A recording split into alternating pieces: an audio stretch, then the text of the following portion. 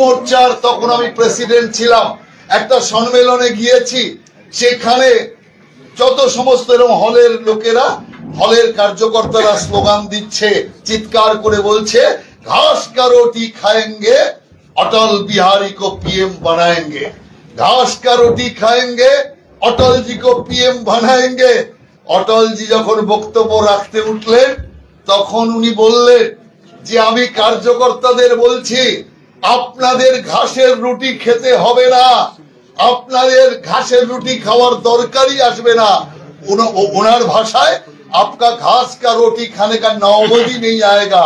কেন খেতে হবে না? তার কারণ আমি 50 বছর পর্যন্ত দেখতে পাচ্ছি না বিজেপির ক্ষমতায় আসার কোন সম্ভাবনা আছে, না আমার প্রধানমন্ত্রী হওয়ার কোন সম্ভাবনা আছে।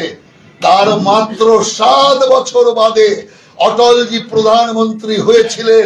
সেই কারণে আমি আপনাদের বলতে চাই, 2026-এ যারা তৃণমূল মুক্ত বিজেপি যুক্ত শাসন চোখে দেখতে পাচ্ছেন না, তারাও দেখবেন আচমকা 2026-এর ব্যাপক পরিবর্তনে ভারতীয় জনতা পার্টির সরকার বসবে। আর আজকের এই অটলজির দিন, অটলজির এই জন্মদিন, কর্মদিন, এই দিনই তো মানুষকে মনে রাখানোর দরকার। কারণ এই সেই মমতা ব্যানার্জি যার মাকে প্রণাম করেছিলেন অটল বিহারী বাজপেয়ী, আমি সেখানে উপস্থিত। যে অটল বিহারী বাজপেয়ী মমতা ব্যানার্জির প্রতি এত ভালোবাসা, এত সমস্ত সমর্থন দিয়েছে, পার্টিটা দাঁড়িয়েছে বিজেপির কল্যাণে, পার্টিটাই ওখানেই শহীদ বেদি হয়ে যেত, ধর্ণা মঞ্চের পার্টি শেষ হয়ে যেত। কিন্তু বিজেপির এত ত্যাগ সত্ত্বেও ঠিক সময় মতো পেছন থেকে ছুরিটা কিন্তু মমতা ব্যানার্জি মেরেছিলেন। এবং তারপরে আমার মনে আছে, এই কথাটা এই জন্য বলছি, ঘটনাটা আপনি যা বললাম সবাই আপনারা জানেন, এটা বলার জন্য বলিনি। তারপরে অটলজি যখন এখানে এলেন, আমি অটলজিকে বললাম, ইস মমতা কে লিয়ে আপনে ইতনা সব কিয়া और देखिए छोरा मारा तो वही मारा। অটলজি আমাকে কি বললেন জানেন? অটলজি আমাকে বললেন, देखो मन मैला मत करो राहुल, मन मैला मत करो, सामने देखो, पीछे मत देखो, आगे देखो, और आगे जाना है, सही जगह में हमको पहुंचना है। আমি ওনাকে তখন বলেছিলাম, আপনি তো কবি, যার জন্য আপনার সবকিছুতেই কবিতা লাগে, কিন্তু আমরা তো কবি নই, আমরা রাজনীতিবিদ আর সাধারণ মানুষ। অতএব আমাদের মনের মধ্যে পীড়াটা বাজছে যে যে এত উপকার পেল আর সেই সবচেয়ে বেশি ছোড়া মারলো, এর চেয়ে বড় অপমান কিছু হতে পারে না।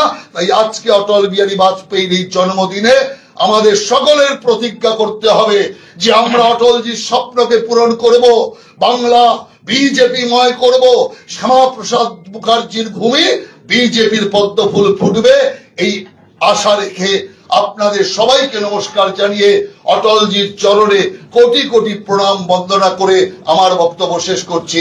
নমস্কার। অনেক ধন্যবাদ। এরপরে আমাদের সবার প্রিয় বোন প্রিয়াঙ্কা শর্মা, তাকে অনুরোধ করছি অটলজির রচিত একটি কবিতা উনি পাঠ করছেন।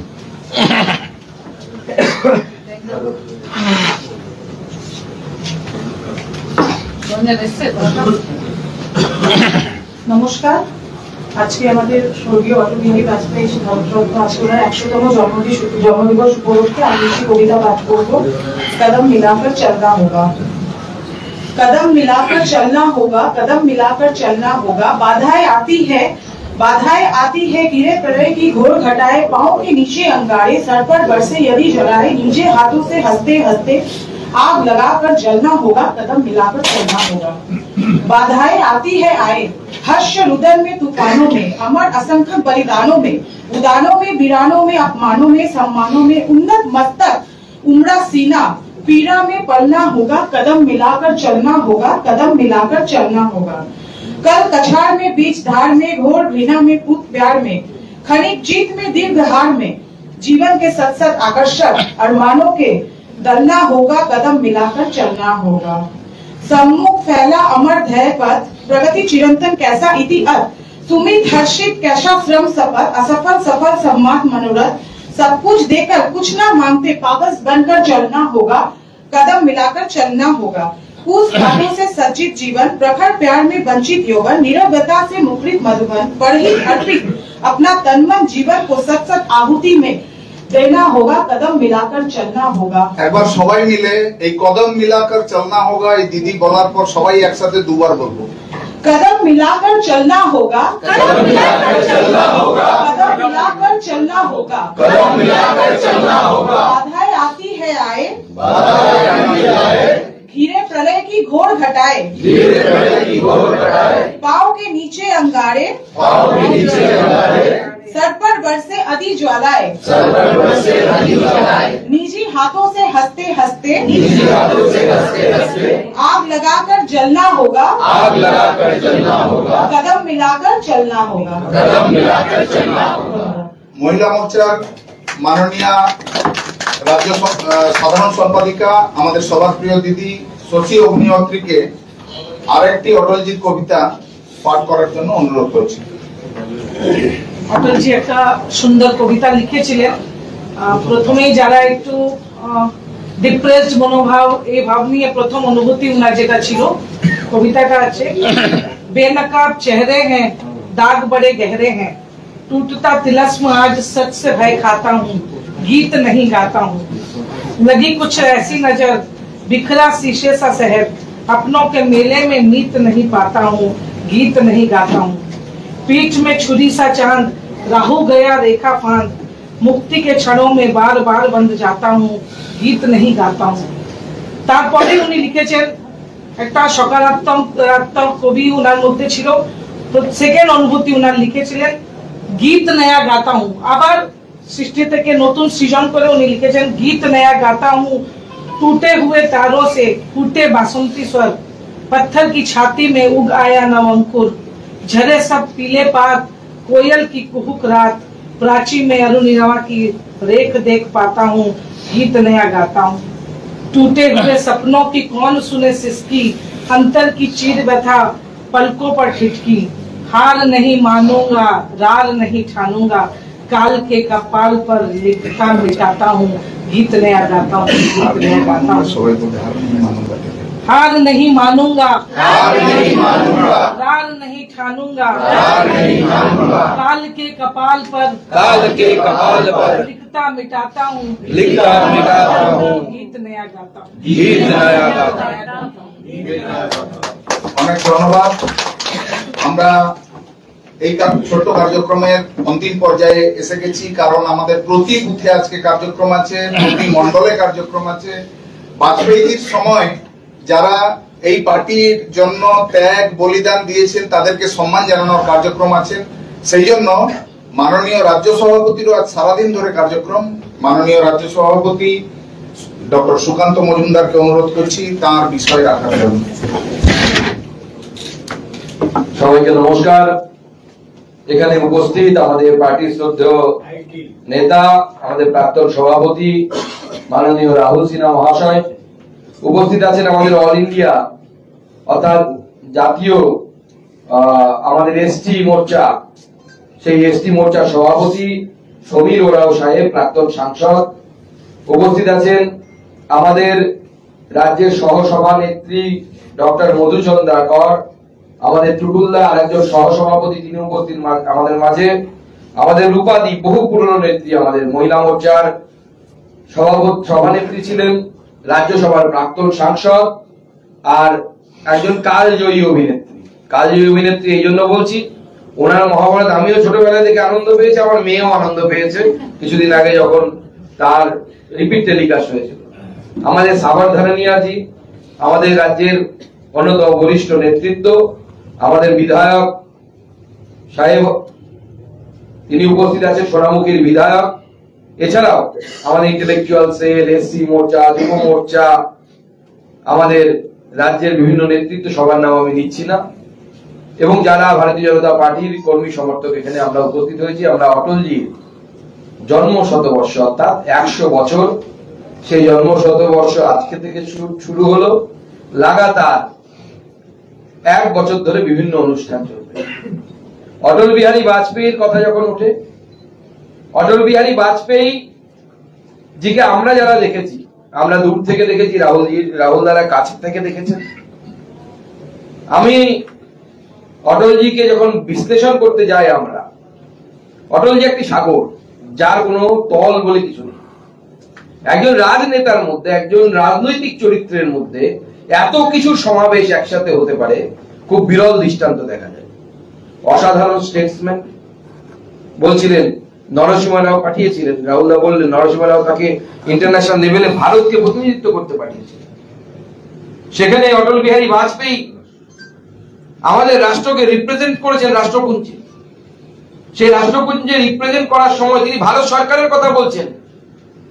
পাকিস্তানের যারা প্রতিনিধি এসেছিলেন অবাক চোখে তাকিয়ে দেখছেন, কি অটল বিহারী বাজপেয়ীকে দেখছি, যে অটল বিহারী বাজপেয়ী তার তীক্ষ্ণ শ্লেষের দ্বারা ভারতবর্ষের মধ্যে কংগ্রেস সরকারকে ছিন্ন বিচ্ছিন্ন করে দেয়। সেই অটল বিহারী বাজপেয়ী ইন্টারন্যাশনাল লেভেলে গিয়ে, সেই আন্তর্জাতিক মঞ্চে গিয়ে ভারতবর্ষের উন্নয়নের কথা বলছে, ভারতবর্ষ কত দূর জার্নি করে এসছে, কত উন্নয়ন করেছে তার কথা বলছে।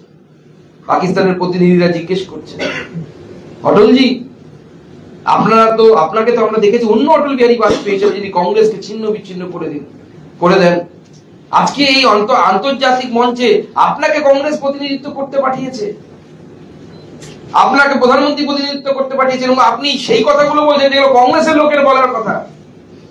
অটলজি সেদিন বলেছিলেন যে যখন আমি দেশের হয়ে প্রতিনিধিত্ব করতে যাচ্ছি, তখন আমি একটিও শব্দ আমার দেশের বিরুদ্ধে বলবো না, আমার দেশের সরকারের বিরুদ্ধে বলবো না। এটা হচ্ছে অটল বিহারী। আর আজকে আমরা কি দেখতে পাচ্ছি, আমাদের ভারতবর্ষের বিরোধী দলনেতা রাহুল গান্ধী সাহেব যখন বিদেশে যাচ্ছেন, তার বক্তব্য শুনে বোঝা যাচ্ছে না তিনি ভারতবর্ষের প্রতিনিধি নাকি অন্য কোন দেশের প্রতিনিধি হয়ে তিনি তার বক্তব্য রাখছেন। অটল বিহারী বাজপেয়ী লোকসভাতে ভাষণ দিতে গিয়ে বলেছিলেন ওনার পদত্যাগের সময়, উনি এই ঘটনা সবার সামনে এনেছিলেন যে পাকিস্তানের লোকেরা, অর্থাৎ যারা প্রতিনিধি ছিলেন, তারা কিভাবে দেখেছিলেন, অটলজিকে অবাক চোখে দেখেছিলেন। অটলজি সেই সময় লোকসভায় দাঁড়িয়ে বলেছিলেন যে রাজনীতি চলবে, বিভিন্ন দল তৈরি হবে, বিভিন্ন দল ভেঙে চলে যাবে, কিন্তু এই দেশ ঠিক থাকা দরকার, এই দেশ কোনদিন যেন ভেঙে না যায়, এই দেশ যেন থাকে না। অটল বিহারী বাজপেয়ী কে? অটল বিহারী বাজপেয়ী সেই অটল বিহারী বাজপেয়ী যিনি আজ থেকে 100 বছর আগে জন্ম নেবার পর যখন তার নেতৃত্বে আমাদের প্রতিনিধিরা জনতা দলের সরকারের কাছে গেলেন, সরকারের অংশগ্রহণ করলেন, অপশন দেওয়া হয়েছিল তাদেরকে কিছুদিন পর যে আপনাদেরকে দুটোর মধ্যে একটা চুজ করতে হবে, হয় আপনাদেরকে রাষ্ট্রীয় স্বয়ংসেবক সংঘের সাথে সমস্ত সম্পর্ক ছিন্ন করতে হবে, তাহলে আপনারা সরকারে থাকতে পারবেন, আমাদের সাথে থাকতে পারবেন, নচেত আপনাদেরকে অন্য কিছু ভাবতে হবে। অর্থাৎ সরকারে থাকতে গেলে রাষ্ট্রীয় স্বয়ংসেবক সংঘ অর্থাৎ আদর্শের সাথে কম্প্রোমাইজ করতে হবে। আজকে আমরা দেখতে পাচ্ছি কেউ বিধায়ক নির্বাচিত হয়ে কয়েক লাখ টাকা বা কোটি টাকার লোভে বা একটা স্করপিওর লোভে অন্য দলে লাভ দিয়ে চলে যাচ্ছে। কেন্দ্রীয় মন্ত্রিত্ব, সেই মন্ত্রিত্ব সেই সময় অটল বিহারী বাজপেয়ীর নেতৃত্বে ভারতীয় জনতা পার্টির সেই সময় তৈরি হয়নি। জনসংঘে যারা ঢুকেছিলেন, জনসংঘের যারা ছিলেন সেই জনতা দলের সরকারে, তারা বেরিয়ে এসেছিলেন 1980 সাল। সেই 1980 সালে বেরিয়ে এসে মুম্বাইয়ে অটল বিহারী বাজপেয়ীর নেতৃত্বে ভারতীয় জনতা পার্টি প্রতিষ্ঠা হলো। অটলজি সেই সময় দাঁড়িয়ে মুম্বাইয়ের সৈকতের প্রান্তরে, সমুদ্র প্রান্তরে সন্ধ্যেবেলায় উনি বলেছিলেন যে এই ডুবন্ত সূর্যকে সাক্ষী রেখে আমি বলে যাচ্ছি, উনি নিজের সেই অননুকরণীয় আন্দাজে বলেছিলেন, সূরজ নিকলেগা আন্ধেরা ছটেগা কমল খিলেগা। সেই বিখ্যাত উক্তি তিনি ভবিষ্যৎ দেখতে পেয়েছিলেন। আজকে তার সেই মন্ত্র নিয়ে আমরা ভারতীয় জনতা পার্টির সৈনিক আমরা সামনের দিকে এগিয়ে যাচ্ছি। অটলজির জন্মদিনকে সুশাসন দিবস হিসেবে পালন করা হয়। রাহুলদা বললেন, আমি নিজের জীবনের অভিজ্ঞতা বলছি। আমি যখন এমএসসি করতে নর্থ বেঙ্গল ইউনিভার্সিটিতে যেতাম, মাসে একবার করে বাড়ি আসা হতো। আমাদের তখন কোনো ট্রেন কমিউনিকেশন ছিল না। বালুরঘাট থেকে নাইট সার্ভিস বাসে উঠতাম, শিলিগুড়ি গিয়ে নামতাম, শিলিগুড়ি থেকে নাইট সার্ভিস বাসে উঠতাম, বালুরঘাটে নামতাম। যখন শিলিগুড়ি শিব মন্দির থেকে নাইট সার্ভিস বাসে উঠতাম, বাস লাফাতে যেত। যখন ঘুমটা মোটামুটি পেয়ে গেছে, ঘুমে চোখ বন্ধ, তখন হঠাৎ করে দেখে মনে হচ্ছে কোনো স্মুথ একটা মাখনের মধ্যে যেরকম ছুরি যায়, সেই রকম করে রাস্তার উপর দিয়ে তখন গাড়িটা ঢুকছে হঠাৎ করে, কারণ তখন গাড়িটা পশ্চিমবঙ্গ পার হয়ে কিষানগঞ্জে ঢুকেছে। তখন সোনালী চতুর্ভুজের রাস্তা, শাহনাজ হোসেন সেই সময় সেখান থেকে এমপি, সেইখান থেকে গাড়ি যাচ্ছে স্মুথ হয়ে। এটা অটল বিহারী বাজপেয়ী।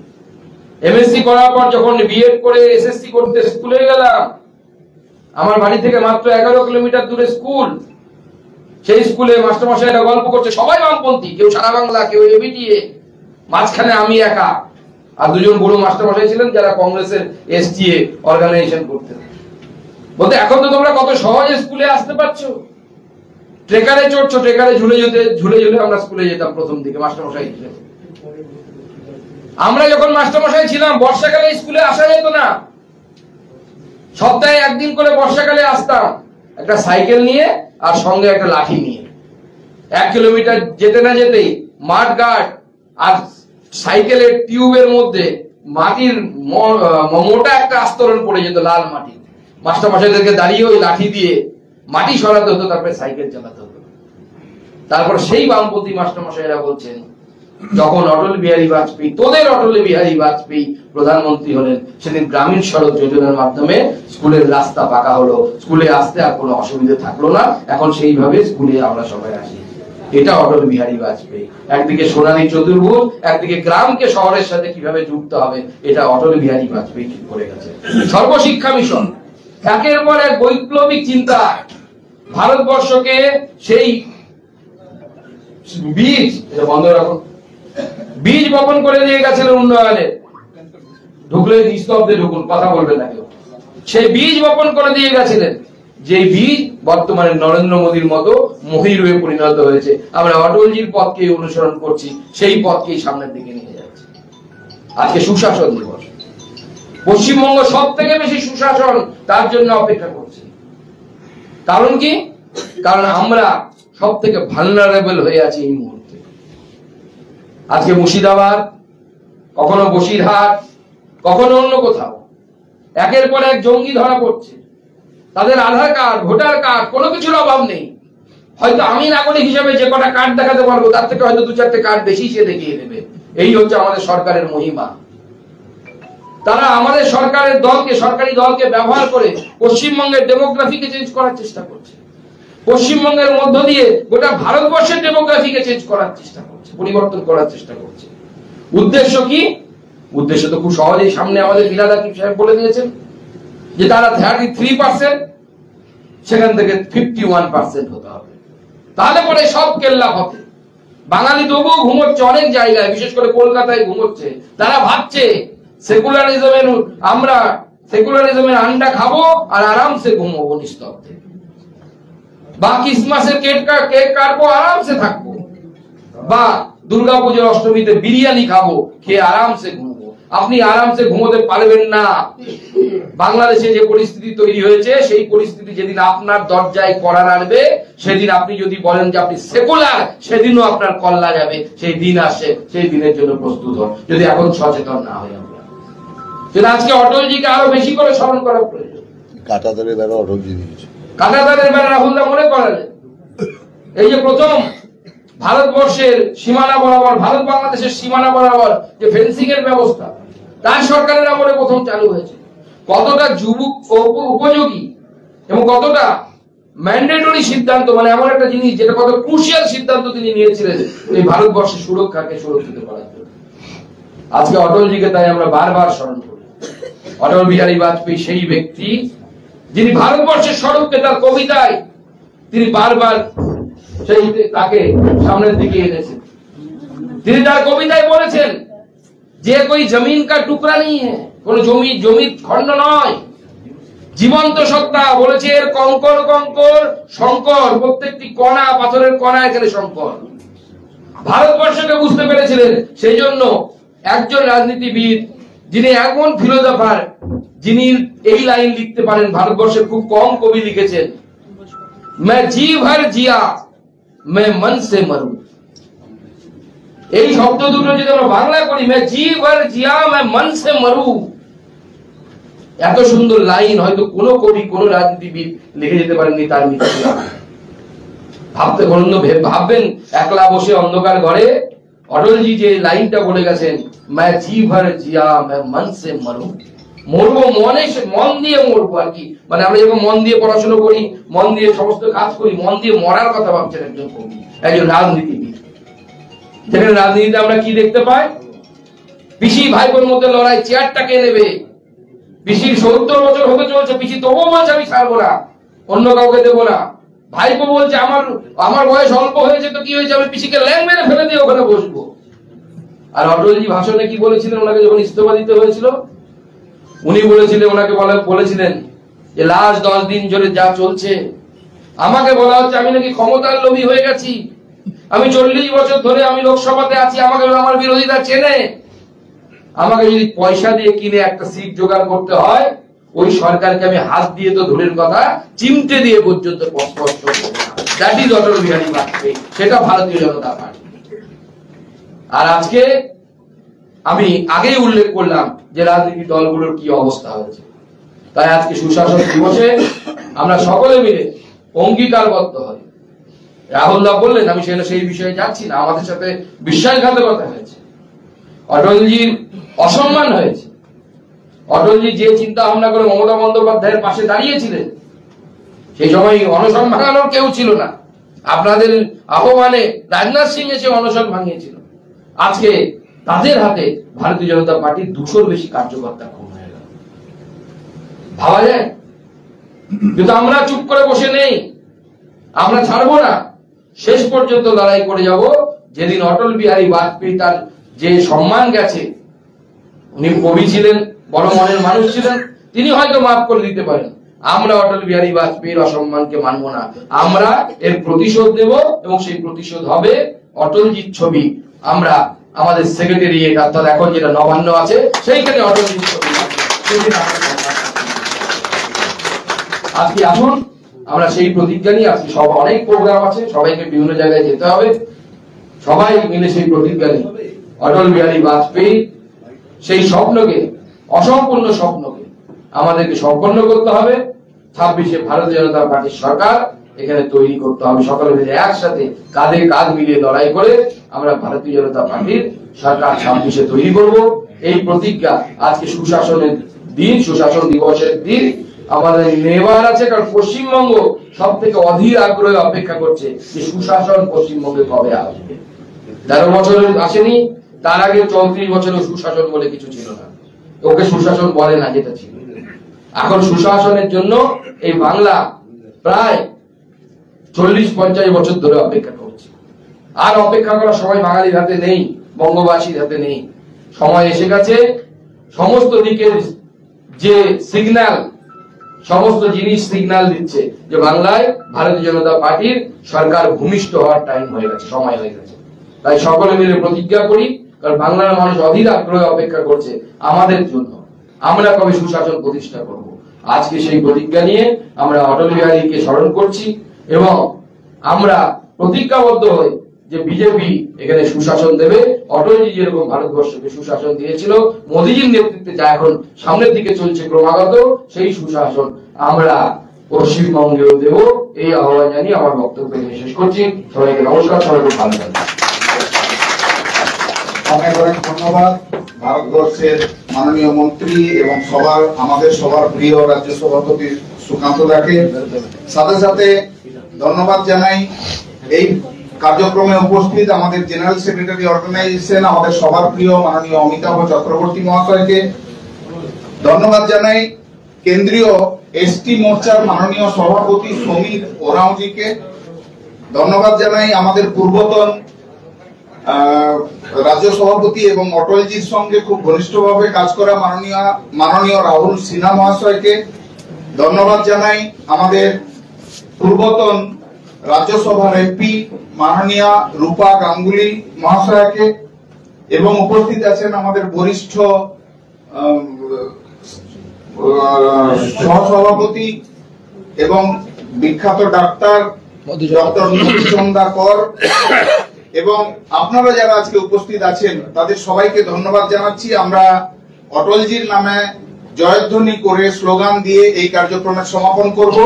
তারপরে সবার জন্য মিষ্টিমুখ আছে, যেহেতু আজকে অটলজির জন্মদিন। সবাই পুষ্পার্ঘ করবে। আর সবাই যাওয়ার সময় অবশ্যই পুষ্পার্ঘ করে যাবেন। দিদি একবার শেষ করবো তো? অটলজির চিন্তাধারা দিকে দিকে ছড়িয়ে দিন। অটলজি তোমায় জানাইল প্রণাম। অটলজি তোমায় জানাইল প্রণাম। অটলজির চিন্তাধারা দিকে দিকে ছড়িয়ে দিন। বন্দে মাতরম। বিজেপি জিন্দাবাদ।